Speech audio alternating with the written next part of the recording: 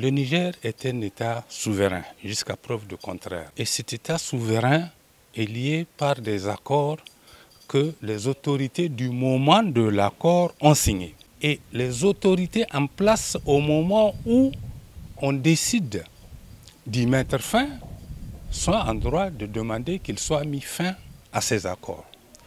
Et il se trouve que ici, il n'y a même pas de discussion puisqu'il y a assez de précédents.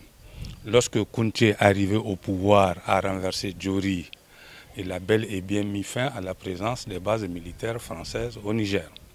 Lorsque le Mali a demandé aux bases militaires françaises de se retirer du Mali, elles se sont retirées du Mali.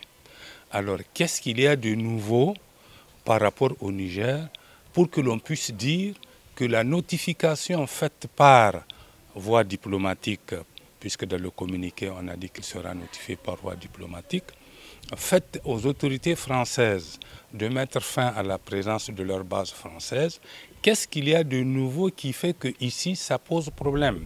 Est-ce que le Niger est un État sous tutelle ou qu'est-ce qui s'est passé pour que ce qui a prévalu au Niger par le passé et au Mali plus récemment fonctionne, mais ne fonctionne pas ici? Donc, est-ce que c'est un droit qui a changé ou qu'est-ce qui a changé? C'est la première question qu'on peut se poser. Pour le reste, puisque nous sommes dans le droit conventionnel, c'est un accord de volonté entre États, il suffit de respecter les conditions mises par ces accords pour mettre fin à la présence. Ni plus ni moins que ça. Est-ce que les conditions mises sont respectées? Ou bien dans les accords que nous n'avons pas vus, il est écrit que seule une autorité élue peut y mettre fin. Si ce n'est pas le cas, alors c'est l'autorité en place qui répond de l'état du Niger en ce moment qui peut mettre fin. À moins que ne soit écrit dans l'accord que seule une autorité élue peut y mettre fin, je ne suis pas sûr que ça soit le cas. Et d'ailleurs, il faut le préciser, le dernier accord, s'il y a accord, qui avait consisté à permettre aux militaires envoyés du Mali de venir s'installer chez nous, on nous a fait croire que cela pouvait se faire par la voie d'une modification d'une déclaration de politique générale.